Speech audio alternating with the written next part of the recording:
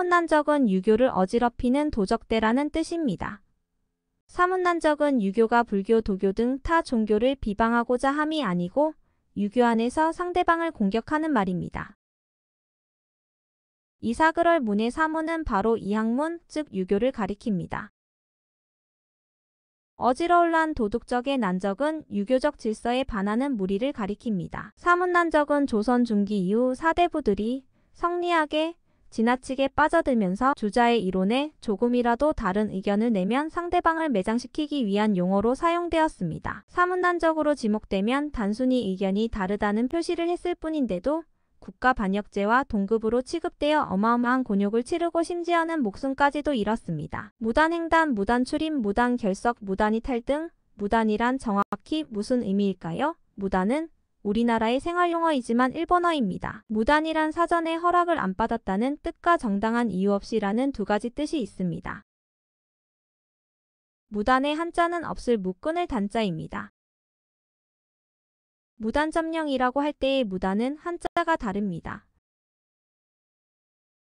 호반무끈을 단자를 쓰는 무단은 물리력을 써서 강제로 행한다는 의미입니다. 참고로 호반이란 무인 계급이란 뜻입니다. 들판에는 쑥이 지천이다. 매년 봄이면 듣게 되는 말입니다. 지극히 흔한 것이 지천입니다. 이를 지자는 지극히 라는 뜻이 있습니다. 천할 천은 흔하다는 뜻입니다. 흔하니까 천한 것입니다. 맹세와 맹서의 한자는 맹세맹의 맹서할 서입니다. 맹세라고 말하면서 한자는 맹서라고 씁니다. 원래는 맹서였으나 발음을 잘못하여 맹세로 바뀌었습니다. 한자를 잘못 발음한 것이 관용 표현으로 굳어지고 그것이 표준어까지 된 대표적인 예입니다. 그리고 원 발음인 맹서 또한 표준어입니다. 맹서와 맹서가 다 복수표 준어이고 단 한자는 맹서라고 씁니다. 민화는 재빠른 팔이라는 뜻으로서 업무를 신속하고 효율적으로 처리하는 실력을 말합니다. 이런 실력을 가진 사복경찰이 민환형사입니다. 노심초사의 한자는 일할 노마음 심탈초 생각 사자입니다. 마음을 수고롭게 하는 것이 노심입니다. 애를 태우는 것은 초사입니다. 마음을 고생시키면서 속을 태우는 것을 노심초사한다라고 합니다. 산통깨다라는 말을 검토해보기로 하겠습니다. 잘 되어 가던 일이 꼬여버리는 걸 산통깨졌다고 합니다. 혹은 산통깬다고도 합니다. 산통이란 점술가들이 점을 치기 위해 상가지를 넣는 통을 말합니다. 상가지란 점을 치는데 사용되는 가느다란 나무 막대기입니다.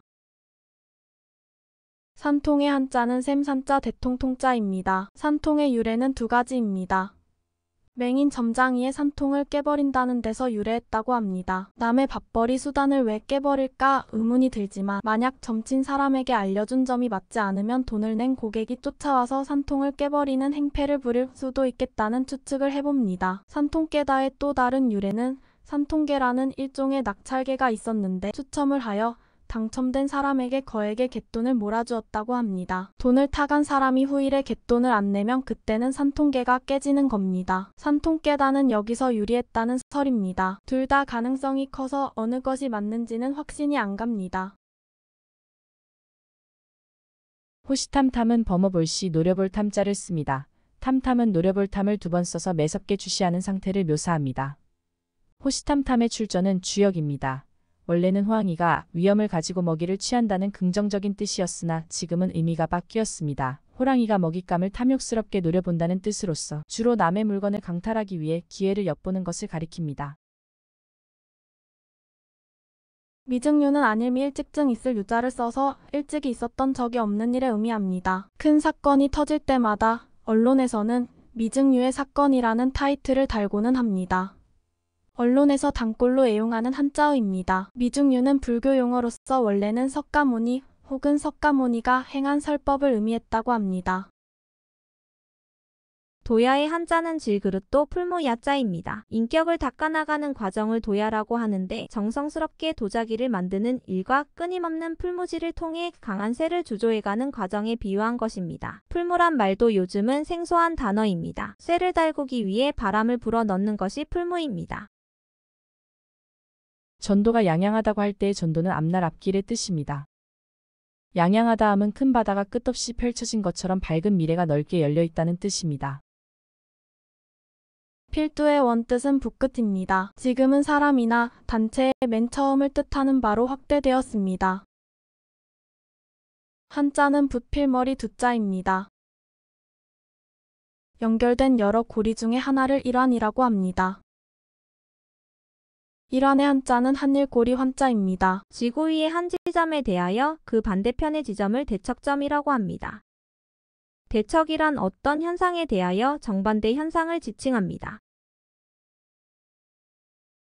대척점의 한자는 대할 때 밟을 척점 찍을 점입니다. 건축 허가를 받을 때의 필수 서류인 시방서의 정확한 의미를 모르는 청년들이 많습니다. 시방서는 공사 방법이나 방향을 표시한 문서입니다.